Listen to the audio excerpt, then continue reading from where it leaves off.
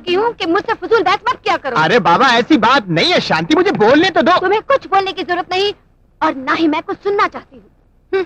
भगवान जाने तुम्हें इंस्पेक्टर किसने बना दिया। बस ये कड़क वर्दी पहननी आती है, मगर इसको भी धोकर सुखाकर इस्त्री करके कड़क मैं बनाती हूँ जी। अच्छा दीदी ये तो बताना कि इनकी ट्रांसफर क्यों रुक गई? तुमने सिफारिश की थी ना। क्यों सुबह सुबह मेरी बेइज्जती की अर्थी निकाल रही हो? वो तो मेरी सेवाओं की वजह से सरकार ने मेरा तबादला रोक दिया। रहने दीजिए, ऐसा कुछ भी नहीं है। ये तो मैंने दीदी से कहा कि दीदी मैं तुम्हारे बगैर नहीं जी सकती। ये कहकर आंसू गिराए तो इन्होंने तुम्हारी ट्रांसफर रुकवा दी, है ना दीदी? शांति, तुम अच्छी तरह से जानती हो कि कानूनी मामलों में मैं रिश्तेदारी का इस्तेमाल नहीं करती। फिर तुमने कैसे सोच लिया कि वो ऑर्डर मैंने कैंसिल करवाया? उड़ गए होश के तोते, उतर गया बड़ाई बाजी का नशा। देखो जी मेरे मुंह मत लगो, अगर मेरा दिमाग घूम गया तो बताइए मैं क्या कहूँगी। प्लीज प्लीज, आप अगर बाहर इंस्पेक्टर हैं तो दीदी घर में कमिश्नर हैं। मालूम है। आप इनसे कभी जीत नहीं सकते। मालूम है। मेरे साथ आइए, मुझे कुछ जरूरी बात करनी है। मालूम है। आइए मालूम है। चलिए। चाची रवि नजर नहीं आ रहा है, कहाँ है? अरे रवि 3 रोज से घर नहीं आ रहा है। 3 रोज से? हाँ, और भाई बहन में फिर से ऐसे हो गया है। हे भगवान।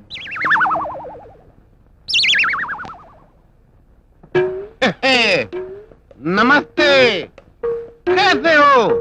ठीक हो ना? नमस्ते नमस्ते, कैसे हो? आपके कृपा से जी रहा हूँ। जियो सदा जियो, 100 साल तक जियो, जब तक मौत ना आए जीते रहो। अभी आया।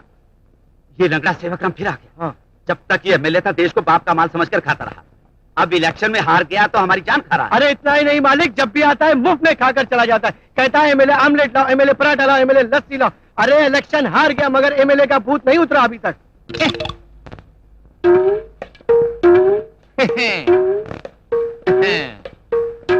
कोई भूत है?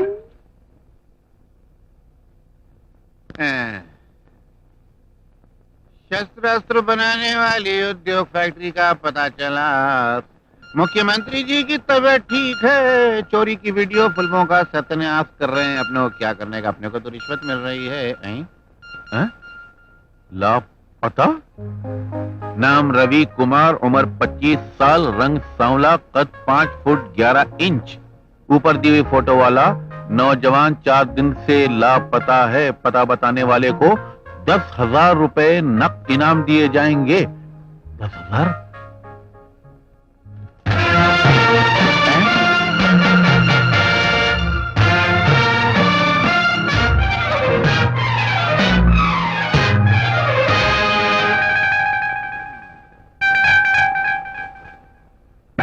रवि, मेरा भाई, मेरा बेटा, मेरा कलेजा, माई प्रा, जुमा अरोरा, तू कहाँ खो गया था?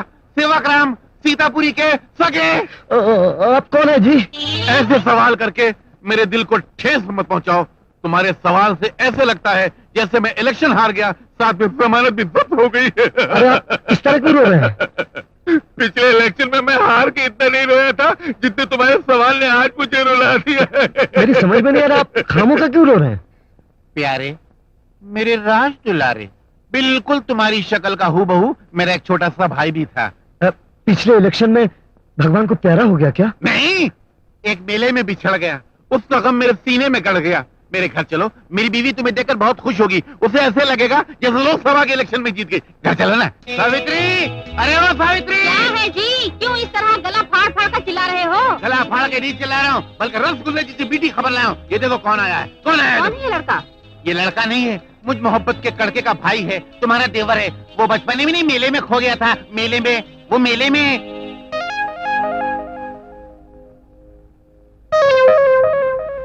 गौर से देखो, मुझे देखो, इसे देखो, इसे देखो, मुझे देखो, शक्ल मिला के देखो, मिलती है ना? देवर जी, भाभी जी, देवर जी, भाभी जी, देवर जी, अरे भाभी देवर जी, शराब, भाभी जी, देवर जी। शराब, भाभी के गले थोड़ी लिपटा जाता है, उसके पैर छुए जाते हैं। मैं क्या करूं, इन्हें देखकर सिर्फ गले लगने को जी चाहता है। हाँ? बड़े भैया। बड़े भैया? हाँ। तुमने मुझे बड़े भैया कहा तो मुझे ऐसे लगा जैसे मेरे सारे वोटर चिल्ला रहे हो, सेवक राम सीतापुरी जिंदाबाद, सेवक राम सीतापुरी जिंदाबाद। अरे ये तो कुछ नहीं, आप कहे तो देश का नेता सेवाग्राम सीतापुरी जिंदाबाद ये नारे भी लगा सकता हूँ। हाँ। क्यों नहीं, मैं हूँ इसी लायक। सिर्फ टांग से मार खा गया हूँ, वरना सारे देश को टांग देता। लगता है। हाँ? तुम एक काम करो, तुम यहाँ बैठो, मैं तुम्हारी भाभी के साथ ऑमलेट के बारे में डिस्कस करके आता हूँ। भाभी जी। नहीं, तुम बैठो। सावित्री, चलो।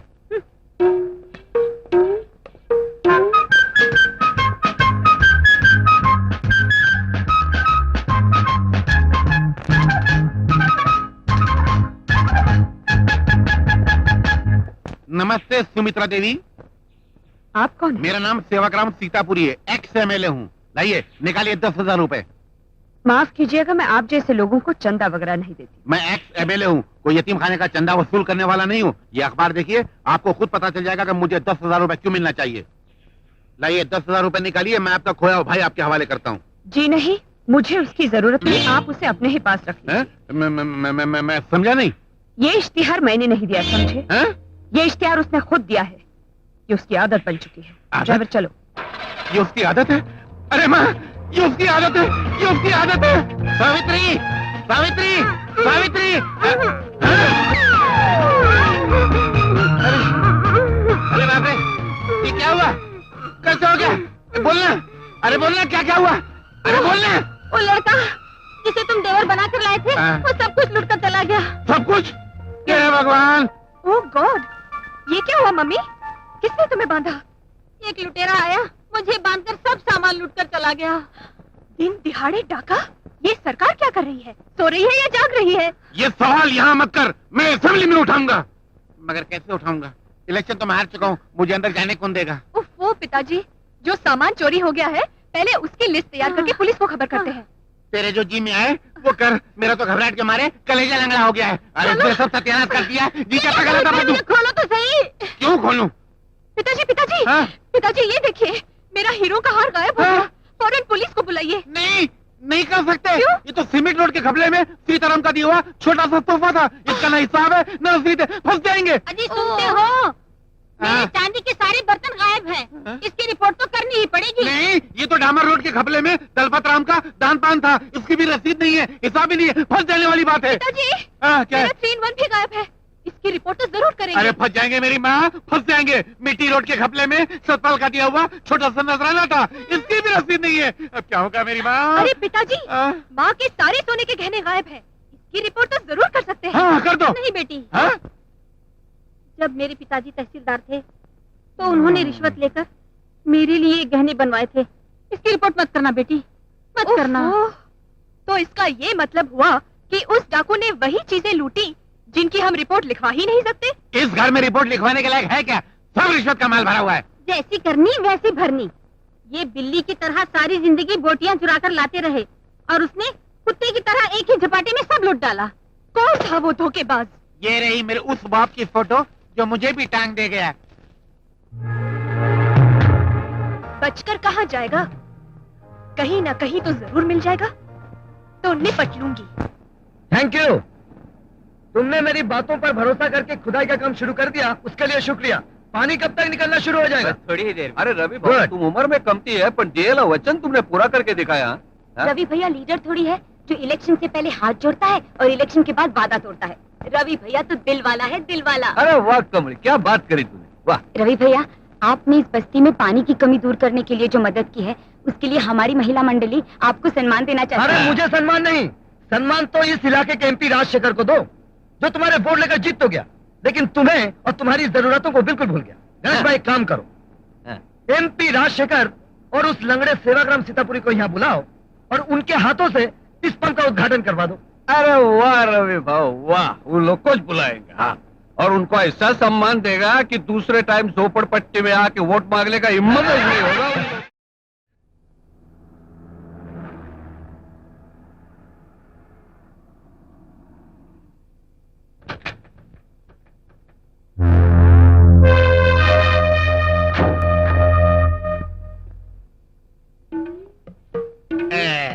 नमस्ते। मारो मारो मारो मारो, एमपी साहब की, एमपी साहब की। हाँ, मारो मतलब नारा मारो। वैसे बोलो ना, मेरा दिल घबरा के लंगड़ा के पेट में उतर गया। अरे आप भी कैसी बातें करते हैं, हम तो इस तरफ है एमपी साहब, एमपी साहब की। एमपी साहब। आइए आइए आइए आइए एमपी बाबू आइए, अपना ठंडा हाथ से इस पंप का उद्घाटन कीजिए। मारिए सर, मारिए। और मारिए सर, और मारिए।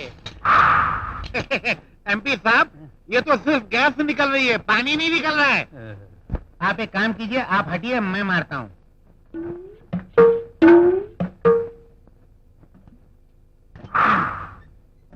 मारो और मारो।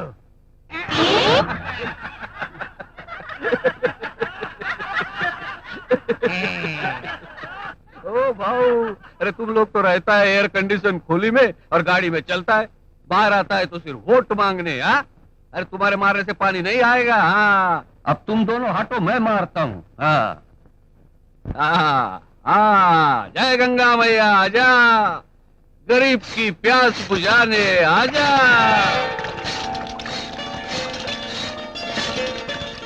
अरे गणेश भाई, ये उद्घाटन तुमने किया या इन्होंने?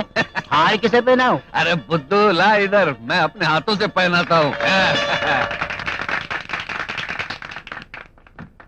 आज मैं बेहद खुश हूँ। राजा भागीरथ ने हिमालय की चोटियों से गंगा मैया को हम तक पहुंचाया था, बिल्कुल उसी तरह जिसने आज धरती के गर्भ से पानी निकलवाकर आप लोगों तक पहुंचाया है। वो महान इंसान हमारे सामने आए, हम उसे मुबारकबाद देना चाहते हैं।